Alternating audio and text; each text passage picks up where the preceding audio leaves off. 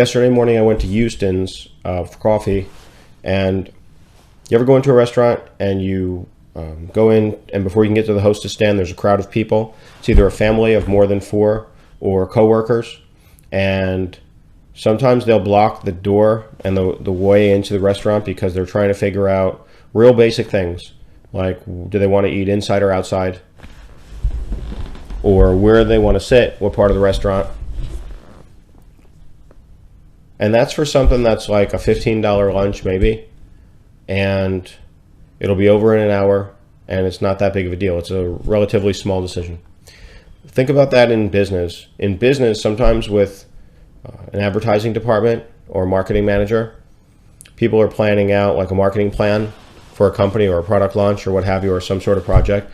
Sometimes it's the same restaurant theory, right? You have too many people's hands in the cookie jar, and this is not over lunch. This is over something a little bit more substantial. So there's a lot more at risk, and there's a lot bigger dollar amounts than a lunch, and the decisions are more important. People's jobs are at stake.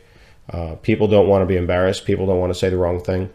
That's inherently flawed because a lot of the more people's hands in the cookie jar. See, ideas are good.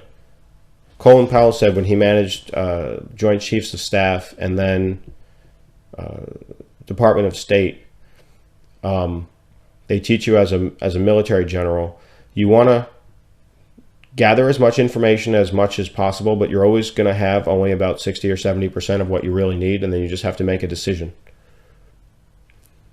In business is much the same way.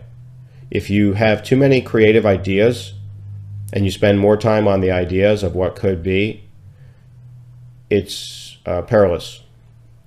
It's much better as a marketing communications manager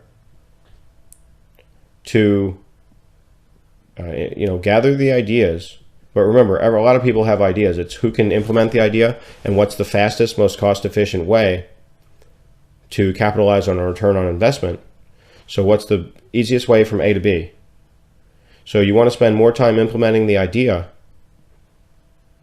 than you do on brainstorming. Brainstorming is good, but it should be kept to a minimum. Get into that restaurant, figure out where you're sitting, sit down, order the food. Go. Same in business.